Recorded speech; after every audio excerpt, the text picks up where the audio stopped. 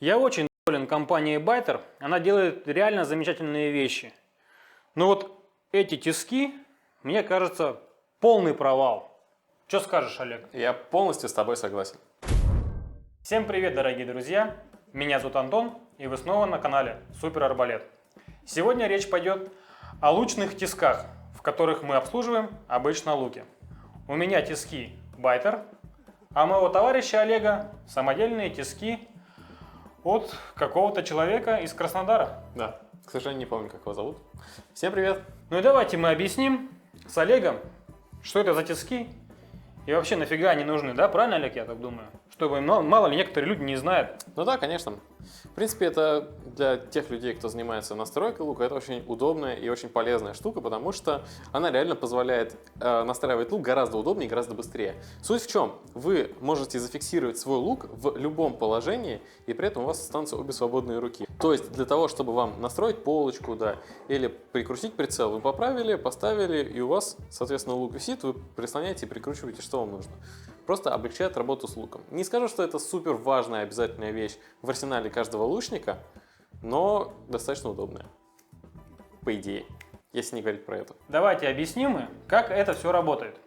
Да, и несмотря на то, что они выполняют одни и те же функции, устроены эти штуки по-разному. Тиски Byter работают с помощью шарнира, то есть здесь крепежный болт ослабляется и вращается лук во всех плоскостях. А у Олега с осями. Да, на самом деле у меня просто 3 отдельных оси, ну, собственно, каждая на свою плоскость. Значит, в резьбовое соединение, куда вкручивается стабилизатор, вкручивается специальный адаптер. Вот это видно. И этот адаптер уже вставляется в пазы в сами тиски.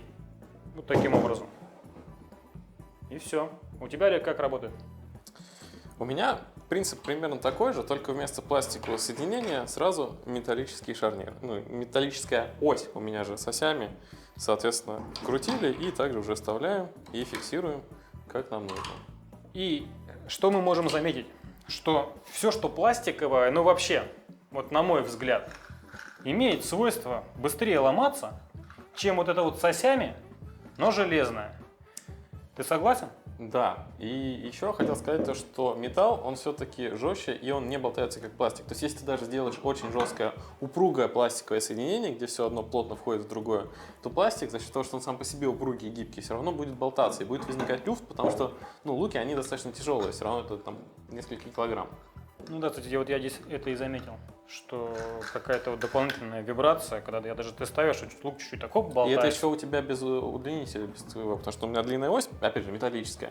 А если, знаете, есть луки там типа Хойтов, Риксов новых или Мэтьюсов вот с клювом, да? Вот ты его сюда так не поставишь, он тебя просто не даст, ну, не даст соединиться. Подожди, но есть переходник. Он тебя просто не даст соединиться, да, и для этого есть переходник. И как раз таки этот переходник, он тоже, поскольку он весь пластиковый, да, будет тоже создавать люфт. Соответственно, вот этот переходник вставляется, и видите, уже лук становится выше. Но видите, про что мы и говорили? Что, блядь, удочка какая-то для поклёва. А здесь уже, Ну, я не затянул просто. ну затяни, чтобы люди понимали. Сейчас мы раскручиваем. Болтается, но вот гораздо жестче стоит, вот смотрите. Да, и это еще при том, что я могу опустить ниже. А, то есть, Ну, короче, ну, болтается. видно. Ну, всё. короче, я думаю, разница все равно заметна. И вот это постоянная вот какая-то вот ботва. Вот вроде как он и зафиксировал, вроде как еще можно крутить. Сколько угодно, походу. Нет, да, и непонятно, что до какого-то момента, короче, ты крутишь, и он потом хлоп и сломается. Ну да.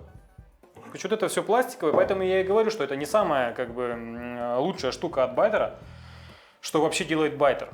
Поэтому и стоит она, кстати, практически под червонец, в отличие от этой, которая стоит. Ну, я ее покупал за 3,5, я не знаю, сколько она сейчас Мне стоит. кажется, она уже в районе пятака, если я не Вполне можно, ошибаюсь. потому что я брал ее давно, несколько лет назад, когда вот человек только начал их делать. Поэтому это при выборе для тех людей, которые лук обслуживают, даже не очень часто. Это очень важно. Хоть мы и заметим, что у Олега это вкручивается в стол, а у меня она как струбцина сделана. У него вкручивается саморезами.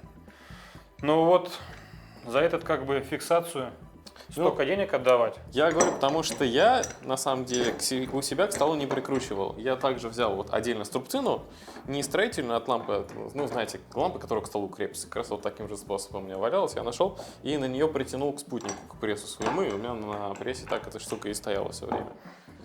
Вот. И казалось бы, на самом деле, плюс вот этих соединений, то, что они быстросъемные. Да? Но на самом деле у меня также ты просто делаешь полоборота и также спокойно вытаскиваешь. Но при этом все гораздо жестче. Жестче и надежнее.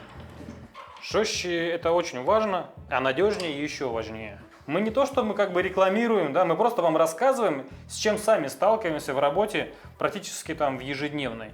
Мы тоже, конечно, не используем такие тиски, у нас есть пресс, куда мы это все там, лук поставили и обслужили его. Но я так скажу, что кому пресс не нужен, просто для обслуживания лука пипсай там какой-то вставить, там петельку сделать, там полочку где-то поправить, все это. У вас просто пресс тоже как мультитул, который позволяет наклонить лук куда угодно. Да. Это же, ну, мне кажется, мало у кого такие есть. Так-то у меня просто эта штука стояла на прессе именно, потому что пресс зажал, потянул. Опять же, вот ты скрутил отсюда, снял, вставил в пресс, стянул и растянул, обратно вытащил, вставил, дальше поднастраиваешь. Еще какие плюсы есть у тебя? Так мне кажется, эта штука, она выполняет просто одну единственную роль. То есть ты мог наклонить как угодно лук и зафиксировать это. Больше от этой штуки ни хрена я лично к ней никаких требований не предъявляю. И вот это максимально простая и штука, которая все выполняет все свои функции. И я не вижу тут ничего даже потенциально, что могло бы сломаться. У тебя? Да, у меня. Конечно, у меня. Потому что у меня тут реально все из металла. Тут нет ни одной не металлической части. Кондово сделано. Я еще когда в руках ее вертел, думаю, блин, ну вот я бы точно, даже если мне сказали бы там типа стоит 10,5, я такой, блин, все пластиковое, типа даже за пятак сломается, по-любому потом куплю за 10, грубо говоря. А здесь получается, что дешевле. Наоборот. Да, та же функция выполняется, ну как бы здесь можно попробовать закрепить ее также на струбцины, как Олег говорит, без проблем это делается. Нахрена тогда это покупать? Мы оставим под видео в описании ссылку на то, где можно купить такие тиски, как у Олега. Ну и, соответственно, ссылку, если кто-то захочет купить байтер, потому что он верит в то, что все немецкое – это очень хорошо. Вот это шарнирное соединение и вот этот прижимной винт, который прижимает его, как раз в этом вся и загвоздка, что он упирается сюда и потихонечку его начинает проминать, стесывает. Вот здесь даже видно, что какая-то пыль пластиковая уже от него осталась, хотя мы его прикрепили буквально 5 минут назад, я его повертел 2-3-4 раза. То есть если вы будете пользоваться постоянно, то вот этому соединению, скорее всего, придет капец. Самосогласен? Да, но справедливости ради я тебе скажу, что тут должна быть шайбочка, она вот так кладется сверху, не клеится, она просто кладется, вкладывается сюда, и, соответственно, он через нее должен. Резиновая. Ну, она такая пластиковая, насколько я помню. Она здесь, скорее всего, и была, но мы уже ее профукали, поэтому вот эта инженерная затея, просто то, что сюда положить, это вот до нашего первого раза то, что мы уже и потеряли. И тут я поясню, суть не в том, что мы такие криворуки, а то, что даже когда вы сюда вкладываете, я просто с ней разбирался, экспериментировал, когда вот готовился. Когда вот ты ставишь эту шайбочку, начинаешь вращать этот шарнир, она как-то не прилипает к этой штуке, и она просто выскальзывает между ними, боком становится. И самое главное, и что... дальше все болт царапает. Нет, и самое главное, что вот этот вот болт, он все равно сюда, скорее всего, даже через шайбочку будет упираться, да? Нет, вот через шайбочку он не упирался, а просто шайбочка соскакивала после парочки вращений, и дальше он упирался. Тут еще в чем суть? Вы вот эта вот юбочка, да? Вы видите, да. Она не такая глубокая, и поэтому в этот шар в итоге все равно упирается сам винт. Просто все, каждый раз это все упирание, здесь уже смотрите, сколько вот всего. Да. Хоть Олег еще и говорил, что она где-то там заедает чуть-чуть, но Ну она, да. мне кажется, разработается, и потом будет нормально. Мне кажется, она наоборот исцарапается, и будет только хуже. Я говорю, вот о чем, что она заедает, видишь? Вот. Подожди, но это не мешает, блядь, но заедает чуть-чуть. Это мешает, когда ты хочешь ослабить, вот ты чуть-чуть ослабил, да, наклонил, как тебе нужно, и затянул. А там ты, получается, чуть-чуть ослабляешь, начинаешь поправлять, и он тебя в одном моменте заклинит. Ты раскручиваешь сильнее, поправляешь, у тебя эта пластиковая хрень выпадает. Ты закручиваешь, у тебя эта пластиковая проставка как-то криво встает, половина упирается, вот шар половина не упирается, в итоге он тебя плохо держит лук, он тебя начинает заваливаться, вся вот эта канитель. Как бы шарнир, по идее, это простое соединение, позволяющее вращать лук в любом состоянии, но вот сделано оно прям из рук вон плохо. За счет того, что у меня каждая ось затягивается отдельно, я могу, например, вот эту вот часто я не затягиваю даже, расставить расслабленный, просто для того, чтобы я здесь покрутил полочку, повернул с этой стороны, поправил, посмотрел, обратно повернул, залез сюда. На таком механизме, где все держится все на одном винте, такая штука нереализуема. Каждый раз нужно все ослаблять, снова выставлять. Да, и при том, опять же, заметь, то, что я ослабил эту ось, и я лук не держу. А тебе, когда надо будет поправить, ты одной рукой будешь держать лук, другой раскручивать, ставить как надо и затягивать. Так и будет, да. Вот, кстати, опять же, да, обратите внимание, как это дело происходит. И за счет этого соединения, мне кажется, это тоже может вызывать проблемы, да?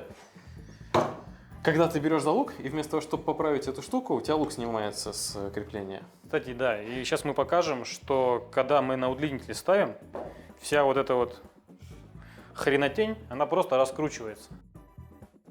Мы как раз ее рассматривали для того, чтобы можно было в магазине прямо при клиенте лук обслуживать. То есть, например, ты приходишь, нам лук покупаешь, у нас прямо на столе стоит это все прямо за прилавком. Мы хоп, поставили, гнездышко, организовали там гнездо, полку. Звучит логично. Но, как видишь, это все не прижилось на коленках. Мы это как делали, так и продолжаем делать на коленках. Вот это все это как-то, короче, нам не зашло. Почему? Не знаю. Видимо, потому что вот все вот это нам не очень удобно. Вот. Может быть, мы в дальнейшем рассмотрим и такие тиски, но я думаю, что вот какие-то мелкие. Гнездо установить, там полку поставить, не стреляя из лука, это можно сделать, в принципе, и просто держа лук. Тем более у нас два менеджера работают сразу в смене. Что-то один другой помог. Один держит, другой мотает. Даже если так, это гораздо быстрее, чем пока мы это сюда прикрепим к столу. Пока мы все это закрепим. На столе всегда будет. На столе место другое, рабочее, понимаешь? Там компьютер, клавиатура, бумажки. И это каждый раз она должна быть, по идее, в мастерской. Так ее достал быстренько, хоп-хоп. Но я, честно говоря, немножечко расстроен. За эти бабки я ожидал чего-то такого другого. Поэтому, как есть, так и обозреваем вам этот товар. Ни в коем случае не пытаемся вам его впарить. Типа, это круто, это же байтер, бери, покупай, налетай, торопись, покупай, живопись. Как бы, что есть, то и рассказали. Поэтому, надеюсь, это видео, может быть, кому-то и будет полезно, может быть, кто-то в тир себе захочет для обслуживания, да, и подумает. Или хотел, и передумал. Хотел, да. Кстати, прости, перебил, я смотрел просто, когда готовился обзоры про эту штуку, вот я видел, конечно, человек в тире использует, он вот себе отдельно вот такие штуки накупил, вот эти удлинители, и на детские луки, которые без стабилизаторов, он туда вкрутил вот эти... Да, вот эти адаптеры, а вот этих стенкам прикрутил, и то есть использует чисто вот эту часть для хранения луков. Ну, то есть вот это на стене, считаю, у тебя висит. И такой подходит просто, так, вставляет лук для хранения, выходит. Да. Но это для самых начинающих, тех, у кого нет системы стабилизации. Это вот буквально на 2 раза пострелять. Почему? Потому что нормальный человек все-таки стреляет со стабом. Ну да. Так что, ребят, до новых встреч. Видео, надеюсь, было полезными. Комментарии, лайки, подписываемся. Ну, можно дизлайки тоже ставить. Их YouTube уже не показывает. Поэтому до новых встреч. Всем пока.